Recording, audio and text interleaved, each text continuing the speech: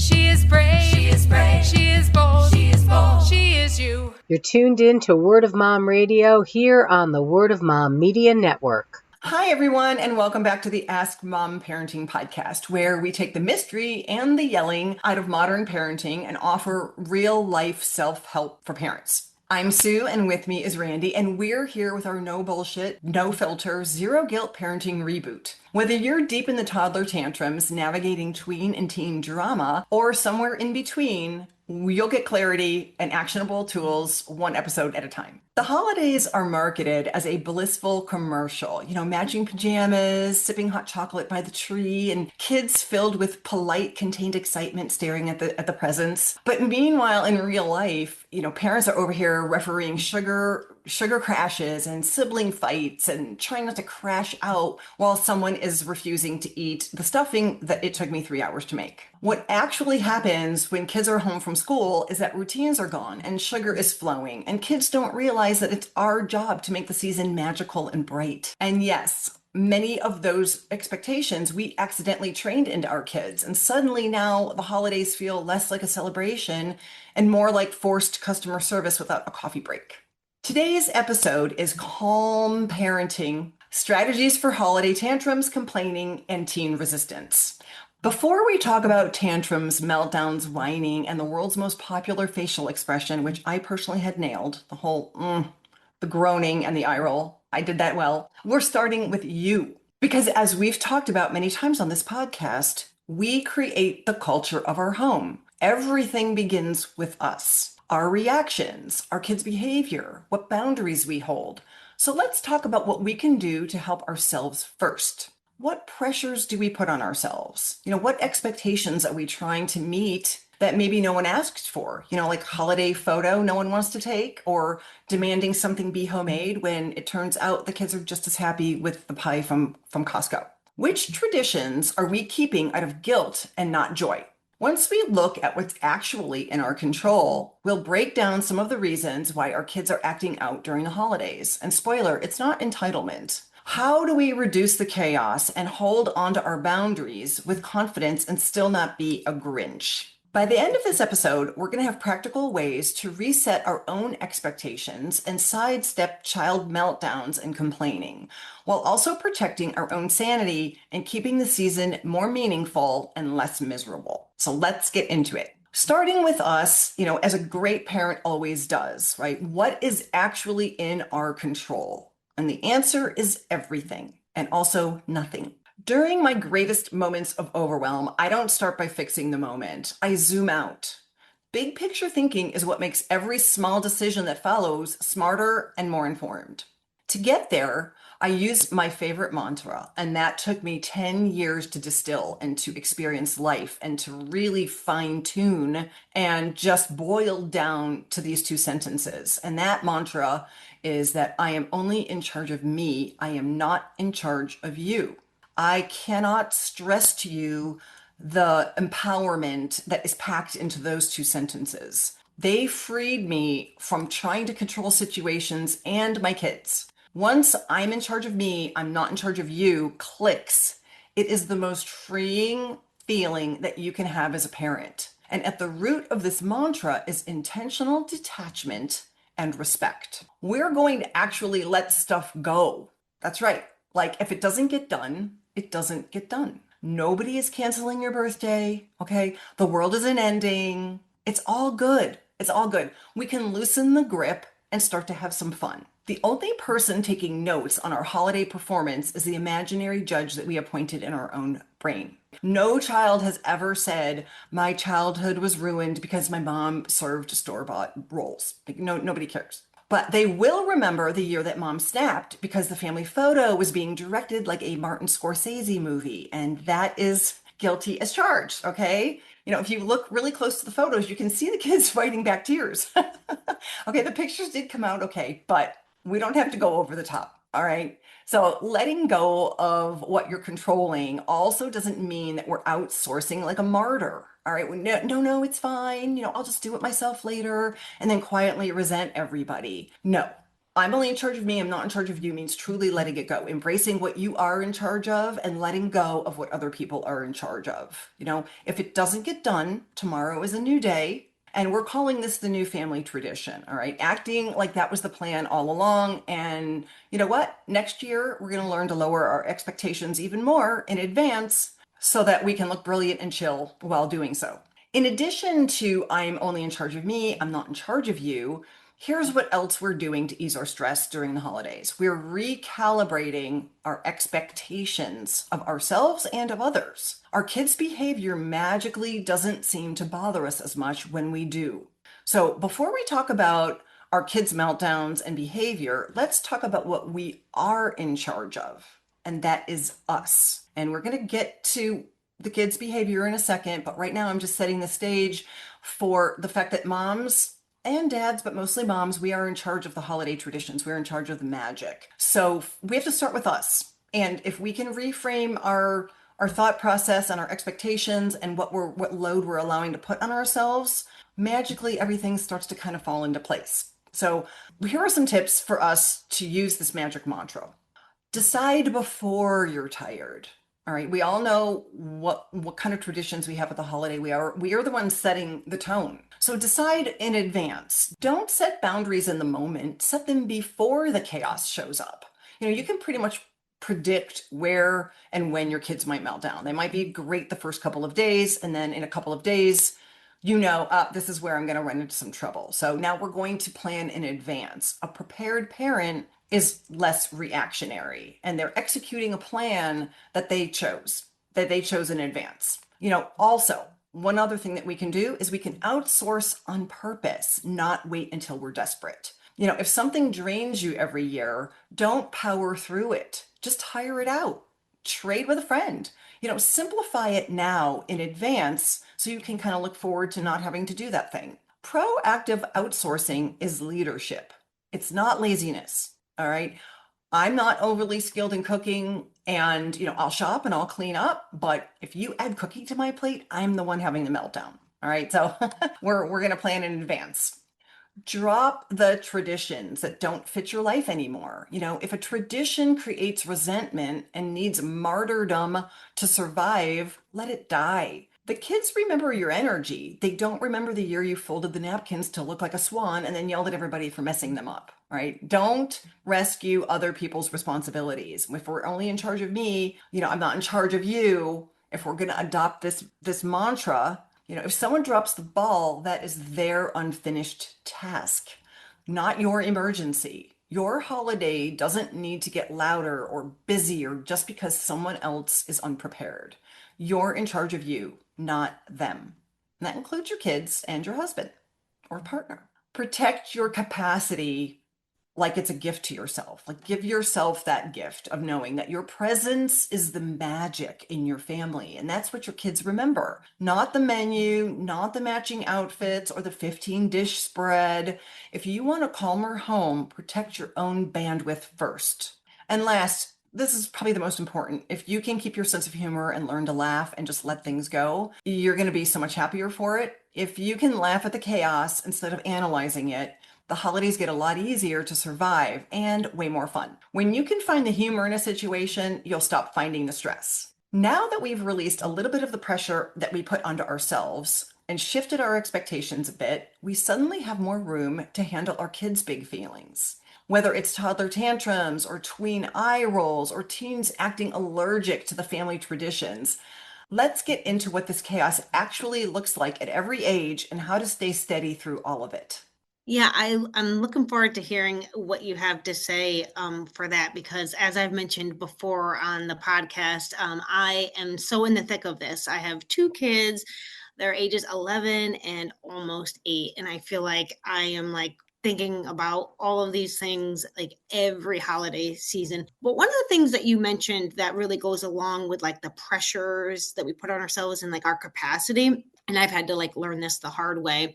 So one thing I really suggest is just like getting real with yourself. Like I had to get real with myself and ask myself, like, what can I realistically accomplish? Like, when my kids were really little, I was just like doing all the things, all the things. Like if it was available, we were doing it.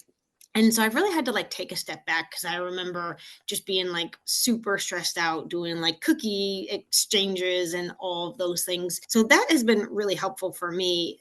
So when you were mentioning like, knowing your capacity, I really resonated with that because I've had to really do that myself. And one thing to say for anyone who's considering that, it's really helpful. And especially if you, as your kids get older, you can have conversations with them about that. My oldest especially like actually remembers Christmases where we were doing all the things and I was miserable, right? And so, and if I'm miserable, everyone else is miserable too. So I definitely, I like, and I just will simply like have a conversation like, hey, because we're going to this holiday party or doing this thing, we're not going to do the cookie exchange.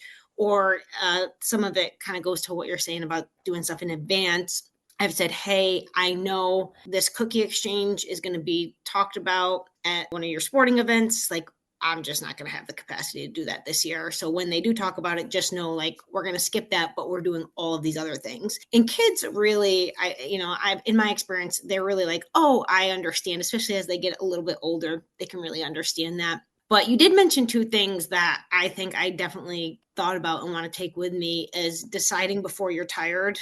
Totally agree with that. I'm so like, I do that. And God, you cannot make good decisions when you're tired for sure. And then keeping your sense of humor at all times. I don't do that at all. So those are two things that I learned today that I definitely think I'm also going to try and bring with me this year.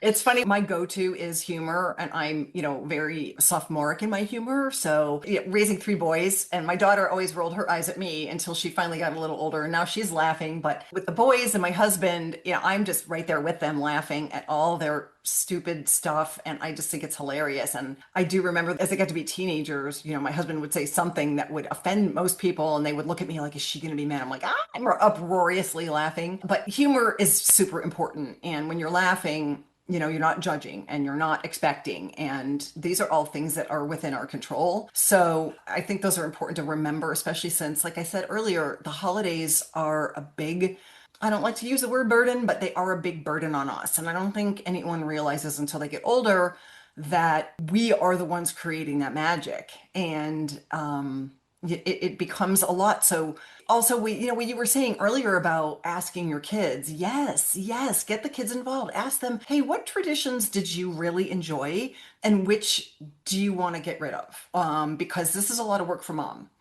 Give them a little bit of insight into the fact that it doesn't just happen, it's being created. And it's funny because even in our home, it's really hilarious to see what the kids really like these stupid decorations that I just cannot get rid of. This little thing that's like a snow globe, it blows styrofoam snow. You press the button. I got it at Big Lots for like $3. I mean, it's ridiculous, and damn thing will not die.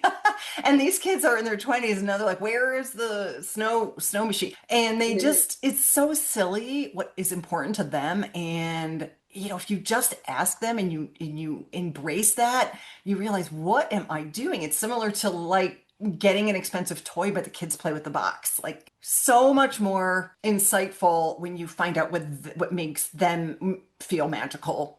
And now it's almost just permission to kind of let it go. So getting into the behavior part of this podcast, and why you might be listening, because we're still talking about parenting and children and behavior and how to handle that when we have this concentrated amount of time with kids with sugar and everybody's home and there's not good weather, so we're all stuck in the house. So I thought it might be helpful to go over some of the number one questions that I get most from parents by each age group, and then just answer those, and hopefully you'll find some help in that. So starting with toddlers, here are some questions. How do I prevent overstimulation from turning into an all-day meltdown? What do I do when my toddler melts down in front of relatives? So I get that a lot. Parents are willing to let stuff go with their home, so they're willing to handle that behavior at home, but then they feel put on the spot when they're with relatives and they feel like they're being judged. So they want to know what they're supposed to do when they're in front of friends and family and their child is melting down. So here is what parents can do, okay? Understand that children's brains are still learning to regulate, and excitement and exhaustion they creep in when the experience sensory is overloading. And then they crash in the form of tantrums, whining, crying. This is just what we can expect. So we do know this up front. We can expect that they're going to have a lot of sugar, they're not going to have as much sleep, and they're going to be in front of people that are new for them. So we want to get ahead of the overstimulation. You can make a quiet comfort corner that your child can help create. Everything that we do, especially if we're very concerned about our kids reacting with bad behavior in front of friends and family, understand, and I talk about this in some of my earlier podcasts with tantrums, the way to stop a tantrum in public is to handle it at home. All of the training and all of the leadership that we show at home translates out into the public. Get ahead of the overstimulation, and you can make a quiet comfort corner in your home where we train that they can put their favorite books, their favorite toy, whatever it is. It can help design it, they can create it. When it starts to feel, and then you train the child, when it starts to feel too much for you, when you feel like you're crying, like you're upset, you're not getting your way, you have to turn the TV off and you don't like it. We bake this little expectation in that, hey, there's going to be things that you're not going to be happy with. When that occurs and it starts to feel too much for you, you can go to your comfort corner, and all you have to do is just calmly remind the child, hey, looks like things are getting a little overwhelming for you. We designed this comfort corner. I think maybe it's time to go have a few moments of comfort. And that's, like I said, something that they designed and they built. You can also, prepare them for gift opening. You might get something that you didn't expect, and that's okay. We're gonna be thankful. We talked about gratefulness last episode. Keep the routines as consistent as possible, and just training in advance. You might get something you don't like. You might get something you didn't expect, but that's okay. It's the thought that counts, and we'll talk about it later. Meltdowns in front of family first. Again, like I've said, the public meltdowns and the tantrums are behaviors that you're going to be handling at home. So if you aren't taking care of the behavior at home consistently, you will be more apt to see it publicly. And so the boundaries are set and enforced at home, and that is the key. So we're just going to be doing that, taking time for training. I like that whole parenting in advance. This is kind of my foundation for parent coaching and for raising kids. So if the kids do still melt down in front of grandma and grandpa or the friends, family, cousins, if it does still happen, narrate, don't apologize. Don't say sorry they're being difficult, or worse, don't yell at them aggressively because you're embarrassed. Now you're reacting differently than you normally would have. Say something like, their brain's probably tired, we're in overload, we're going to take a quiet reset. And maybe they can train in advance to bring their comfort corner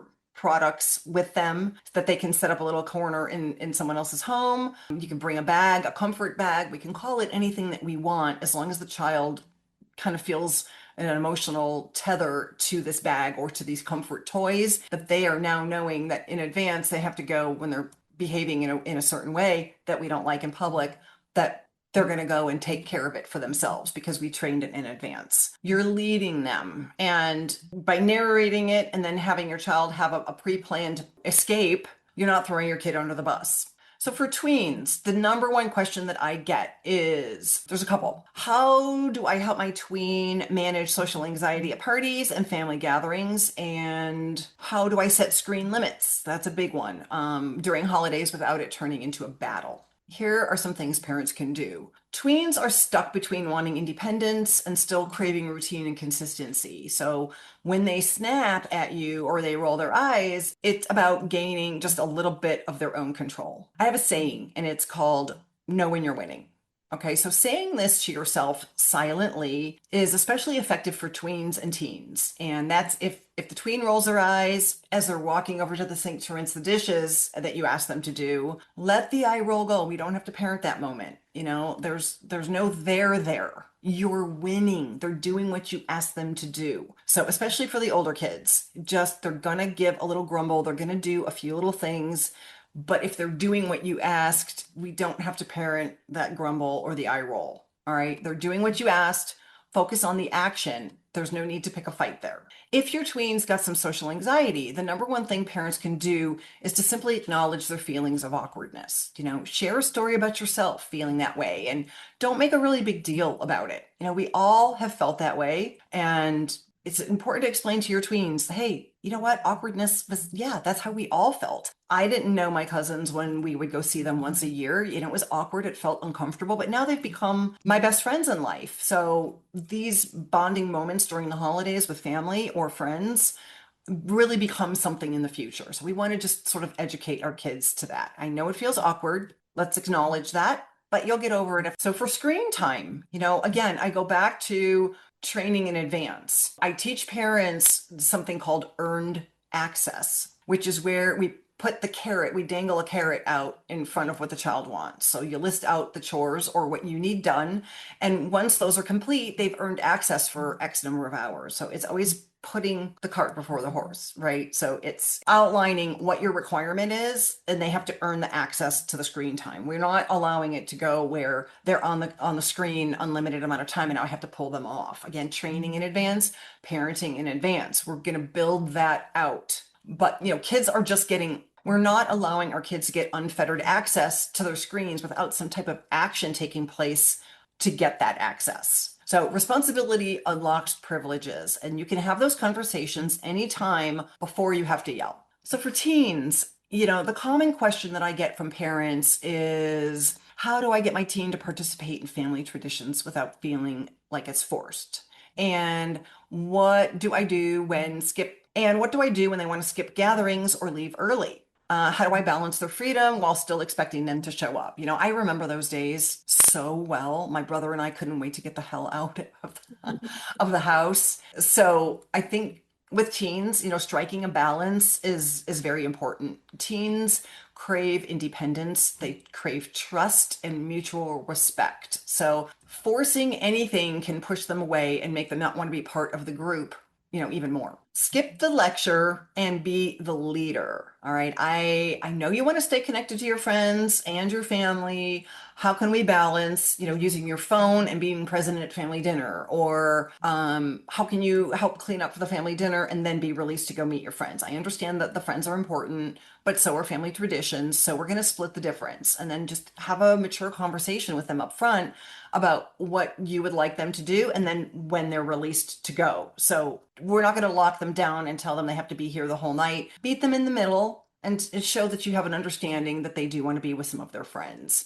And also with teens, you can get them involved. Tell them that the event that's happening and who will be there. Yeah, I love that you talked about responsibility unlocks privileges and the earned access. Definitely would promote that. I'm kind of in the middle of doing that with my kids as well, especially as they get older and they're getting more screen time, like you mentioned. That has been wonderful. Especially, it kind of reminds me of things we've talked about like previously on the podcast. It kind of ties in with not only giving your kids more responsibility, but letting them make the choice almost, and kind of takes you out of it. So for example, you need to complete your homework before you get on the screen. And then it's, well, it's like out of your hands as the parent at that point, and it's up to them to do or the chore, the homework, whatever it is that they need to do before they get on the screen. And then it's like they're making that choice and kind of leaves you to just step away and say, well, once you do XYZ, you get to then do this thing, which I think is super helpful, especially when you're trying to take stuff off your plate as a parent. And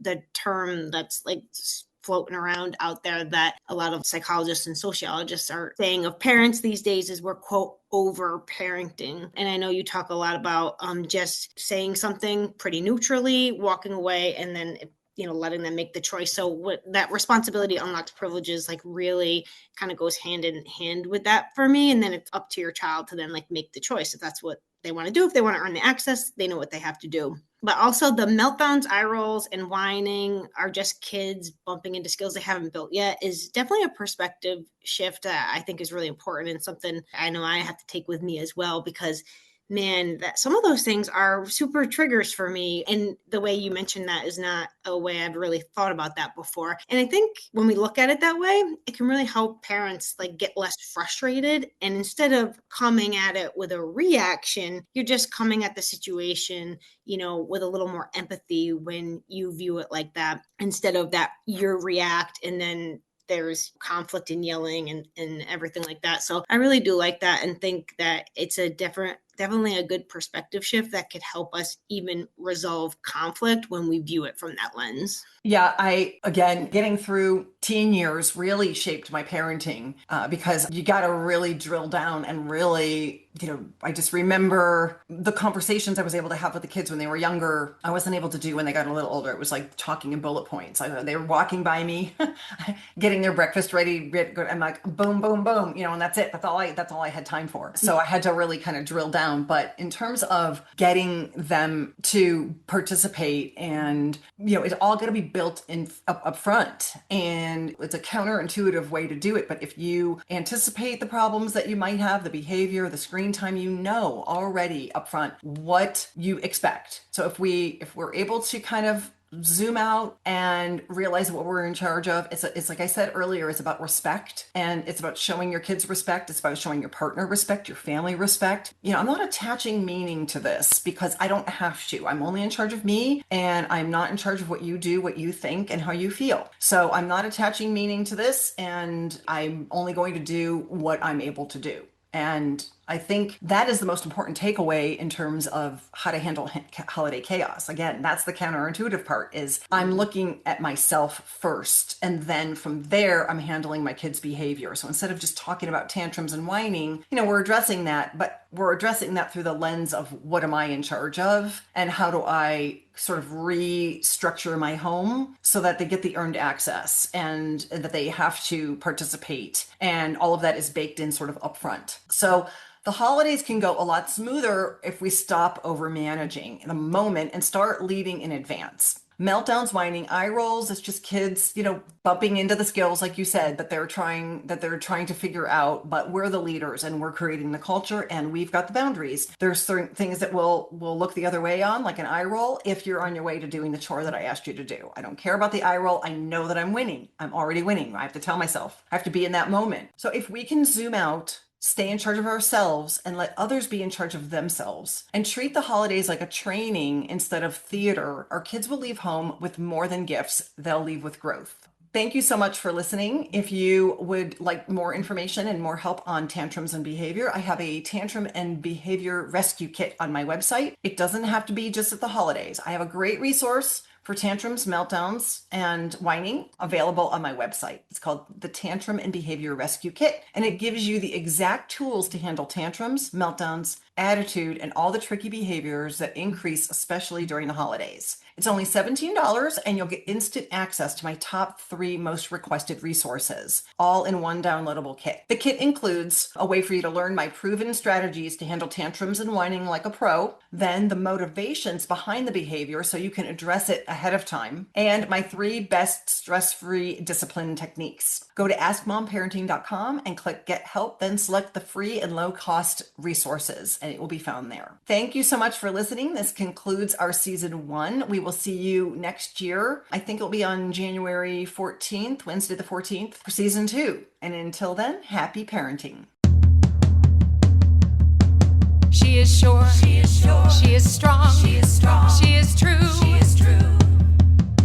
She is brave. She is brave. She is bold. She is bold. She is you. She is you. She is you. She is you. She is sure. She is sure. She is strong. She is strong. She is true. She is true. She is brave. She is brave. She is bold. She is bold. She is you. She is you. She is you. She is you. Sure of herself, yeah, she takes care of biz. Powerful and strong, yeah, she knows who she is. Has integrity, woman strong and true. You know her by name. See, this woman is you. She is sure. She is sure. She is strong. She is strong. She is true. She is true. She is brave. She is brave. She is bold. She is bold. She is you. She is you. She is you. She is you. She is sure. She is sure. She is strong. She is strong. She is true. She is true. She is brave. She is brave. She is bold. She is bold. She is you. She is you. She is you. She is you. Adds value and hope. Has proved to be brave. See, it's never too late. Never time to behave. Reaching for dreams. Doesn't matter the age. Believes in herself. Unleashed from her cage. She is sure. She is sure. She is strong. She is strong. She is true. She is true.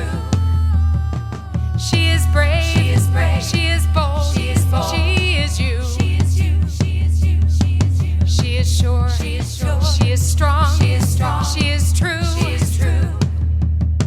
She is brave. She is brave. She is bold. She is bold. She is you.